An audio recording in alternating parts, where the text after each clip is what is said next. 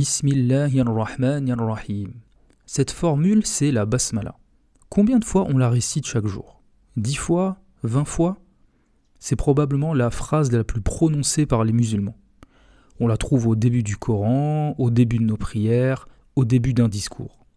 Mais que signifie-t-elle réellement ? Une formule aussi importante, ça ne peut pas simplement se résumer à « au nom d'Allah ». Il y a forcément plus. Bienvenue dans le podcast 313, je suis Saïd K et aujourd'hui on va plonger dans l'océan des secrets de la basmala.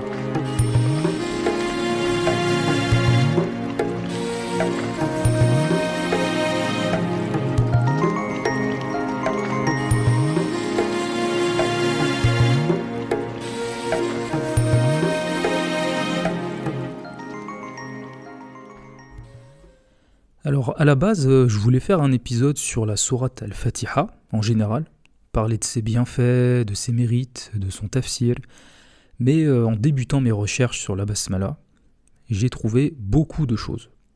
Donc j'ai finalement décidé de consacrer un épisode uniquement dessus. Alors la basmala, qu'est-ce que c'est ? C'est tout simplement le fait de dire « Bismillahirrahmanirrahim ». Pour étudier la basmala, je vous propose de partir du général au particulier. Parce que, à la manière de la salat ala nabi, la basmala, c'est en quelque sorte un résumé de notre religion. Donc on va progresser comme ça en zoomant sur la basmala, en allant de plus en plus dans le détail. On va commencer par la basmala au niveau de la sourate, Al-Fatiha, puis les mots de la basmala, puis on va voir ensuite les lettres de la basmala, et finalement on va zoomer encore plus au niveau des points qui forment les lettres. Alors premier niveau, la sourate. On ne peut pas parler de la basmala sans d'abord évoquer la sourate Al-Fatiha. C'est la première, c'est la plus grande sourate du Coran, c'est une sorte de résumé du Coran. Allah parle de la Fatiha dans plusieurs sourates, notamment la sourate Al-Hijr, quand il dit « Nous t'avons donné, certes, les 7 versets que l'on répète, Sab'an min al-Mathani, les 7 versets que l'on répète, ainsi que le Coran sublime. » Les Ahlul Bayt, alayhimus salam, ils ont interprété ce verset en disant que les 7 versets que l'on répète, Sab'an min al-Mathani, c'est la sourate Fatiha. Pourquoi les 7 versets que l'on répète ? Parce qu'en fait, on répète la sourate Al-Fatiha dans les 2 premières rak'at de chaque prière. Et la sourate Fatiha, donc c'est 7 versets, si on compte, ça signifie que la basmala fait partie de la Fatiha. Et donc que c'est un verset du Coran. Alors je vous dis ça comme ça peut vous paraître évident, mais en fait ça ne l'est pas du tout pour tout le monde. Alors, il faut savoir que toutes les branches et écoles de l'islam ne considèrent pas la basmala comme un verset du Coran à part entière. Les différentes écoles sunnites, par exemple, elles divergent énormément sur la question. Certains considèrent que la basmala, c'est pas un verset, d'autres que c'est un verset mais que dans la Fatiha, ou d'autres que c'est un verset pour toutes les sourates. Et pour les Ahlul Bayt, il n'y a pas de débat. La basmala fait partie de toutes les sourates. L'imam Baqir alayhi salam a dit « Ils ont volé le plus noble verset du livre d'Allah, Bismillahirrahmanirrahim. » Ils ont volé ici, c'est-à-dire ils ont retiré la basmala de la Fatiha. Ils ne la considèrent pas comme faisant partie de la sourate. Et pire encore, l'imam Ali alayhi salam précise que c'est Shaitan qui leur a fait retirer la basmala de la Fatiha. Et Shaitan, Iblis, il connaît très très bien la valeur des choses. En fait, il attaque là où ça fait mal, sur des petits points précis qui ont le plus de valeur. Regardez par exemple la salat ala nabi. Quand on évoque le prophète Mohammed, on dit « sallallahu alayhi wa alihi » ou alors « sallallahu alayhi wa alihi wa sallam ». Mais pourtant, ce qui est le plus répandu, c'est « sallallahu alayhi wa sallam » ou alors « alayhi salat wa sallam ». On a retiré la mention de la famille du prophète. Je vous renvoie à mon épisode sur la Salat ala Nabi pour plus de détails sur cette formule. Et c'est pareil pour la Fatiha. En retirant la basmala, on supprime un élément capital qui va amputer totalement la valeur de la sourate. Et cet élément, le fait qu'on retire cet élément de la sourate, ça symbolise le caractère incomplet de la religion. Perte de l'héritage du prophète, sallallahu alayhi wa ali, en retirant la mention de sa famille, de la Salat ala Nabi, et perte de l'essence du Coran, en retirant la basmala de la Fatiha. Et j'ai parlé d'amputation de la religion. En arabe, on dit d'une chose coupée, amputée, qu'elle est abtar, comme dans la sourate Al-Kawthar. On a donc d'un côté la religion de Kawthar, qui est Fatima Zahra, alayhi salam, la religion des Ahlul Bayt, et de l'autre, on a la religion Abtar. Alors maintenant qu'on a compris l'importance de la basmala comme verset, on va regarder où elle apparaît dans le Coran.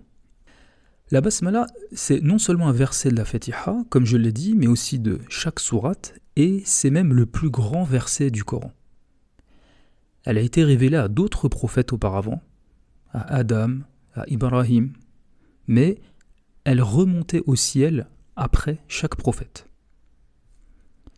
La basmala est présente 114 fois dans le Coran, soit autant que le nombre de sourates, mais elle n'est pas présente dans la sourate At-Tawbah, la sourate 9, alors qu'on la trouve 2 fois dans la sourate An-Naml, la sourate An-Naml qui raconte l'histoire de Suleyman avec la reine de Saba. Donc dans cette sourate, on trouve la basmala 2 fois, une fois au début, et puis une deuxième fois en plein milieu de la sourate. Pourquoi 2 fois dans cette sourate en particulier ? Eh bien, l'imam Ali, alayhi salam, nous l'explique. En fait, Suleyman, alayhi salam, a eu aussi la basmala.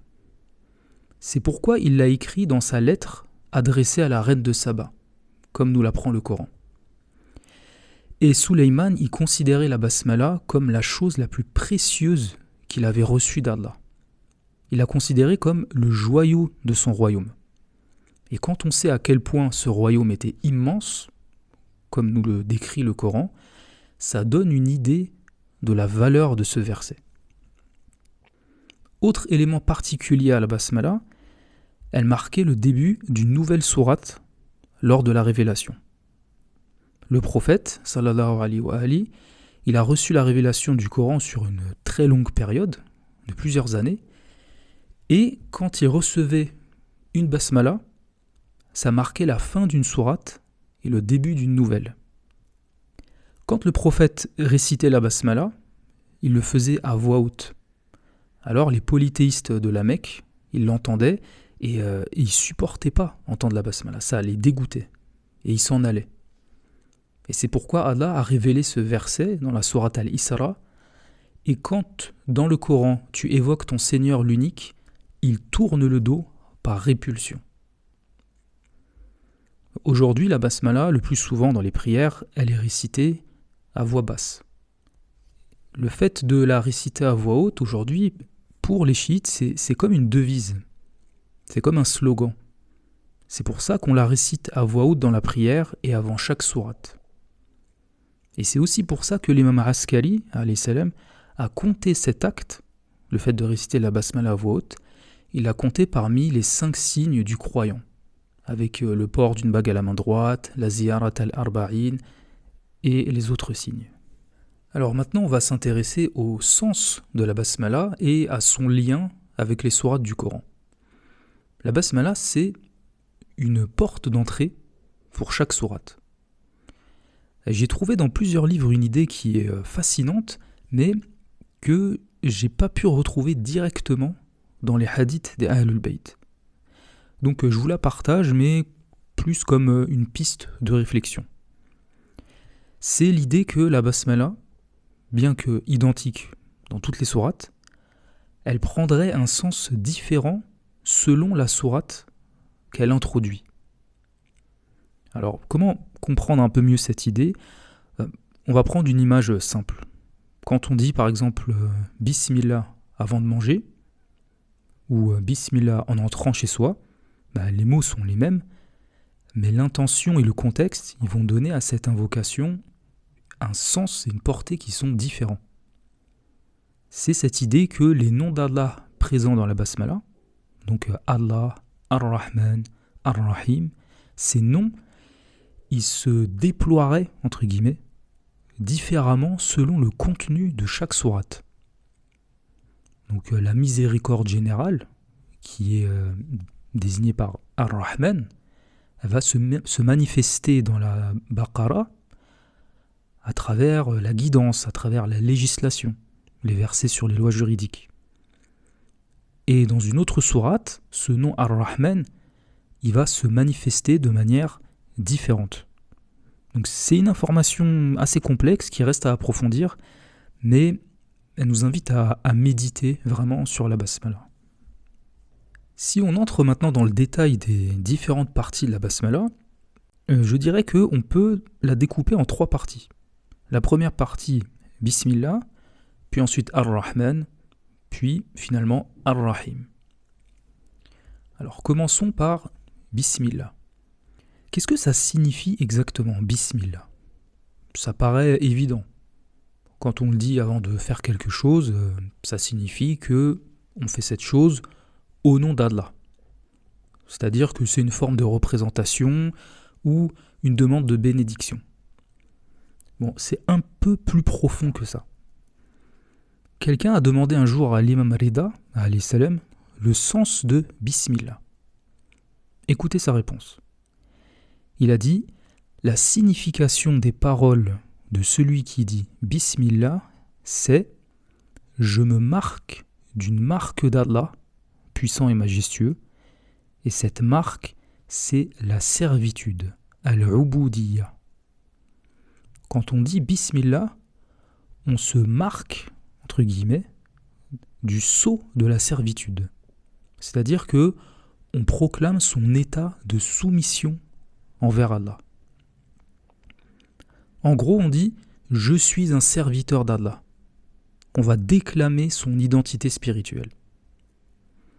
Donc, quand on la récite avant tout acte, c'est pas seulement pour le faire au nom d'Allah, mais c'est aussi pour réaliser cet acte en tant que serviteur d'Allah. Et la basmala va bénir l'acte. La servitude à Allah, c'est le rang le plus élevé, parce que c'est une marque d'humilité. Le prophète, sallallahu alayhi wa ali, lui-même, il est surnommé serviteur, abd, dans le Coran, et à plusieurs reprises. Et dans la Fatiha, donc, après la basmala, après s'être identifié comme serviteur d'Allah, alors on peut faire son éloge en disant « Alhamdulillahi Rabbil Alamin ». Je fais l'éloge d'Allah parce que je suis son serviteur. C'est pas simplement réciter une chose au nom d'Allah. Passons maintenant au mot Allah. Qu'est-ce qu'il signifie?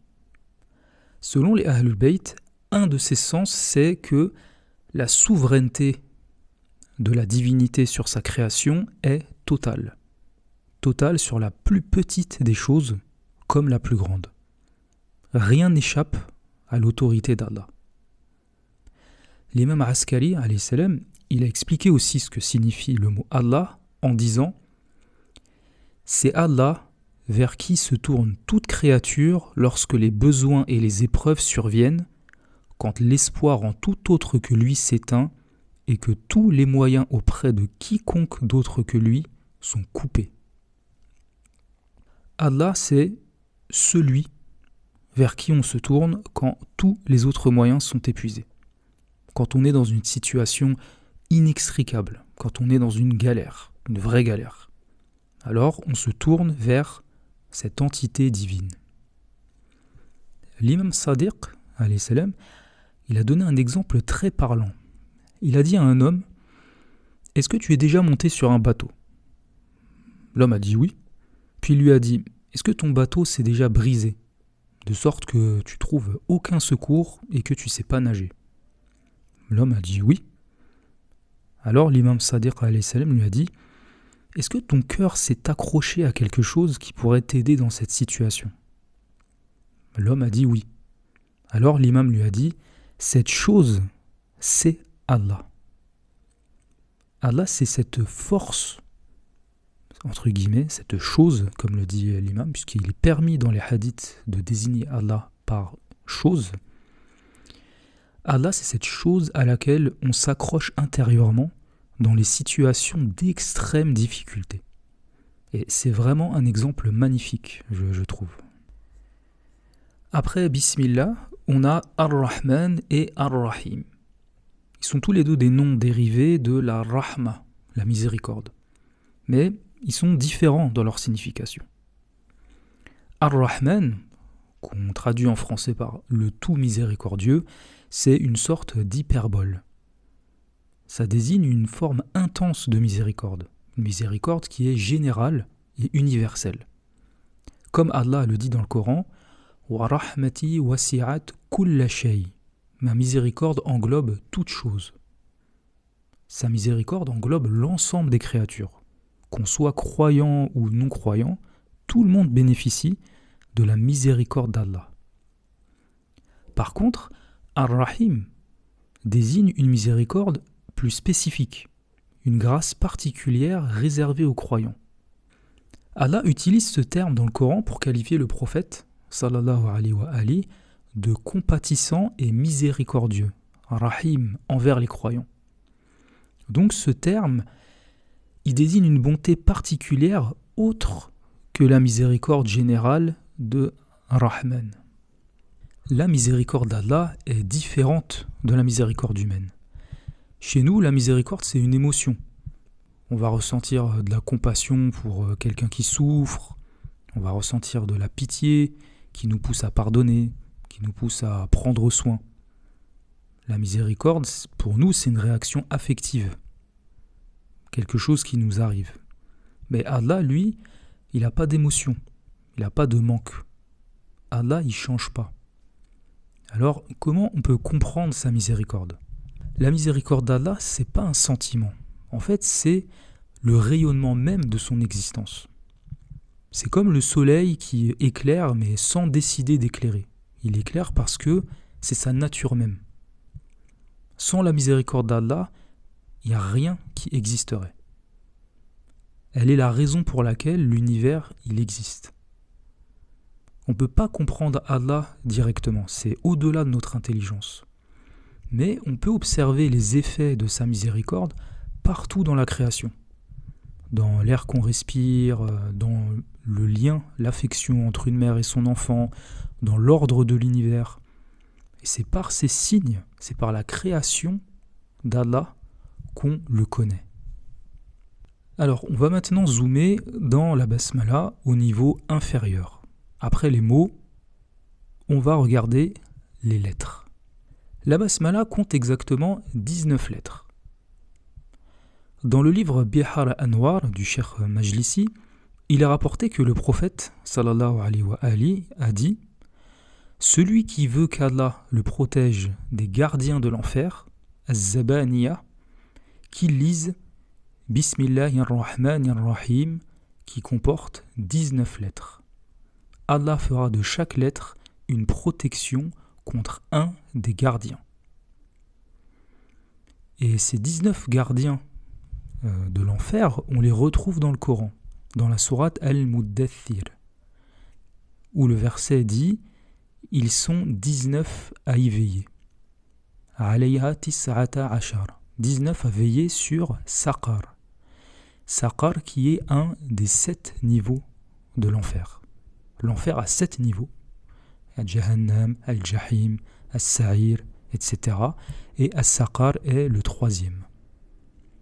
Donc la basmala, c'est avant tout une protection. En se déclarant serviteur d'Allah, on se met sous sa protection. Mais revenons à Bismillah. On a parlé du sens de l'expression globale, mais il faut savoir que chaque lettre a aussi sa signification, sa propre symbolique, que nous ont expliqué les Ahlul Bayt, alayhimus salam. Dans Bismillah, le ba signifie Baha'ullah, la splendeur d'Allah. Le sin signifie Sana'ullah, la lumière d'Allah. Le mim, lui, il signifie Majdullah, la gloire d'Allah. Ou dans une autre version, Mulkullah, le royaume d'Allah. Ça, c'est pour Bismi. Maintenant, qu'en est-il du mot Allah? On peut trouver une explication dans les paroles de l'imam Ali, alayhi salam, qui nous détaille la symbolique de chaque lettre de l'alphabet, donc des 28 lettres de l'alphabet arabe. L'imam nous dit « Il n'est pas une lettre qui ne soit un nom d'Allah puissant et majestueux ». Pour les lettres qui forment donc le mot Allah, le alif, il signifie « Ala'ullah », les bienfaits d'Allah, ou Allah lui-même, c'est-à-dire Allahu la ilaha illa huwa al-hayyul qayyum. Le lam, il signifie al-latif, le bienveillant envers ses serviteurs. Et le ha, à la fin de Allah, il signifie al-hadi, le guide de sa création. Donc, si on met bout à bout ces significations, en disant Bismillah, c'est comme si on disait par la splendeur, la lumière et la gloire d'Allah, le bienveillant et le guide. Donc, chaque lettre de l'alphabet est liée à un ou plusieurs attributs divins. Et chaque lettre, c'est un trésor. Donc, la langue arabe elle-même, elle contient par essence la révélation. Il y a vraiment cette idée que les lettres qui composent un nom, elles contiennent la réalité de la chose qui est nommée. Et donc, dans ce sens-là, le nom Allah, c'est un concentré de ses attributs. Et si on zoome une dernière fois sur la basmala, on arrive au niveau des points. Les lettres sont formées d'une succession de points. Un trait, c'est quoi? C'est une ligne de points.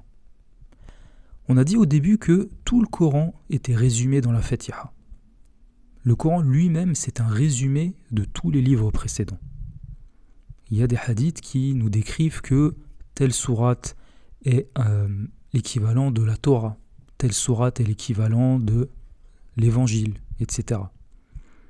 Donc tout le Coran est résumé dans la sourate Fatiha et toute la Fatiha est dans la basmala. Et toute la basmala est dans le bas du début et tout le bas est dans son point.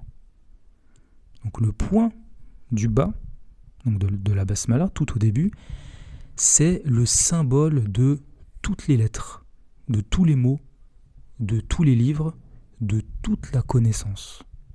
Finalement, c'est le point de départ de toute la création. Ce point, c'est le symbole de la première création d'Allah, ce qu'on appelle la lumière première, l'intelligence première. C'est ce dont le prophète, sallallahu alayhi wa alihi, parlait quand il a dit « La première chose qu'Allah a créée fut ma lumière ». Ou encore « J'étais, moi et Ali, une seule lumière devant le miséricordieux, 14 millénaires avant qu'il n'ait créé son trône ». Ce point, il symbolise la lumière du prophète Mohammed, ou ce qu'on peut appeler aussi la haqiqa al-muhammadiyya, la réalité mohammedienne, qui est la toute première des créations d'Allah. Et les Ahlul Bayt sont issus de cette lumière. Et c'est pourquoi l'imam Ali alayhi salam a dit, parole très connue, « Je suis le point sous le bas ». Il est la porte de la science du prophète, sallallahu alayhi wa alihi. Celui au sujet duquel Allah a dit « Wa kulla shay'in ahsaynahu fi imamin mubin » Surat Yasin. Et nous avons dénombré toute chose dans un imam manifeste. Dans un imam et pas dans un livre, pas dans un registre. Wa kulla shay'in ahsaynahu fi imamin mubin. Donc, de même que le bas et la basmala ouvrent le Coran, la lumière du prophète Mohammed, en tant que première création, ouvre l'existence. Elle marque le début de l'existence. En résumé, du Coran entier jusqu'à ce simple point, on remonte à une même origine, la lumière mohammedienne, la première création d'Allah. Et c'est ce que l'imam Ali alayhi salam exprime quand il a dit « Je suis le point sous le bas ».